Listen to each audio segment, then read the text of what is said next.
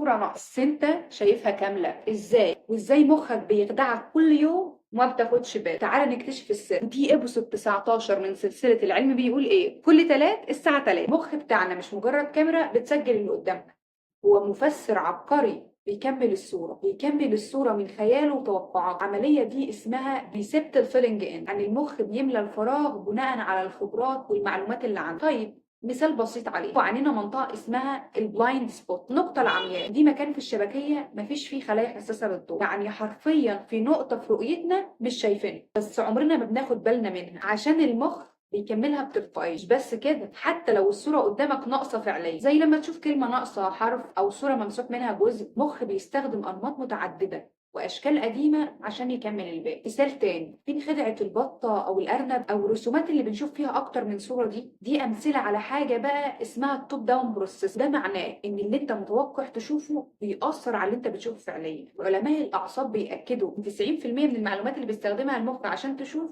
مش جاية من عينيك، جاية من جواك، من توقعاتك، من خبرتك السابقة. ده اتأكد في دراسات باستخدام الرنين المغناطيسي اللي نشرها فريق الجامعة الهولندية سنة 2018، اللي وضحت إن القشرة البصرية في المخ بتتفاعل مع الصورة المتخيلة زيها زي الصورة الحقيقية. يعني اللي انت شايفه دلوقتي مش دايما هو الحقيقة الكاملة. العين بتشوف بس المخ هو اللي بيقرر يحكي لك القصة. خطوة جديدة، درس جديد، واحنا دايما مع بعض في رحلة المعرفة.